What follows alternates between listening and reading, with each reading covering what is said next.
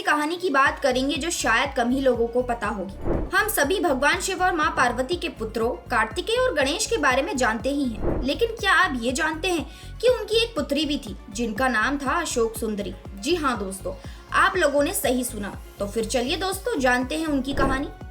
पद्म पुराण के अनुसार एक बार माता पार्वती ने भगवान शिव से कहा कि वे उन्हें संसार के सबसे सुंदर बगीचे में ले चले। भगवान शिव उन्हें नंदनवन ले गए, जहाँ माता पार्वती की नजर कल्प वृक्ष पर पड़ी। कल्प वृक्ष एक ऐसा पेड़ है जो किसी भी इच्छा को पूर्ण कर देता है। माता पार्वती ने उस वृक्ष से एक पुत्री की इच्छा की जो उनके अकेलेपन को दूर कर सके। उनकी इस इच्छा से अशोक सुंदरी का जन्म हुआ। दोस्तों, आप लोगों को बता दें कि उनके नाम में अशोक का अर्थ है शोक रहित और सुंदरी का अर्थ है सुंदर कन्या, यानी वो सुंदर कन्या जो माता पार्वती के शोक को दूर करती है। अशोक सुंदरी के जन्म के बाद माता पार्वती ने उन्हें वरदान दिया कि उनका विवाह राजा नहुष से होगा, जो इंद्र के समान शक्तिशाली होंगे।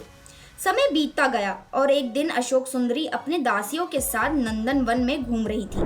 तभी हुंड नामक राक्षस ने उन्हें देखा और उनकी सुंदरता पर मोहित हो गया। उसने अशोक सुंदरी से विवाह का प्रस्ताव रखा, लेकिन अशोक सुंदरी ने ये कहते हुए मना कर दिया कि उनका विवाह नहुष से तय हो चुका है।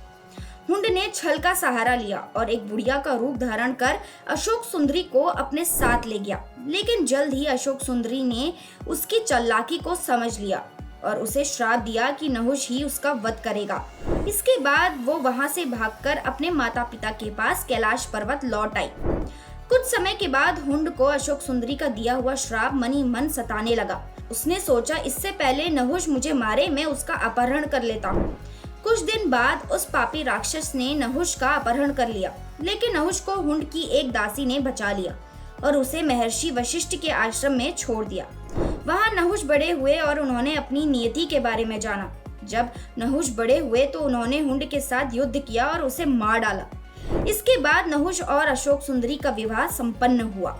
दोस्तों, अशोक सुंदरी की कहानी हमें ये सिखाती है कि जीवन में कितनी भी कठिनाइयां क्यों ना आए, धैर्य और साहस से उसका सामना करना चाहिए।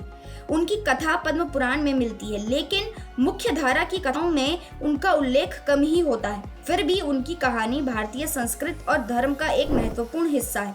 तो दोस्तों, अगर आपको ये कहानी पसंद आई हो तो हमारे चैनल को सब्सक्राइब करें और इस वीडियो को लाइक और शेयर करना ना भूलें।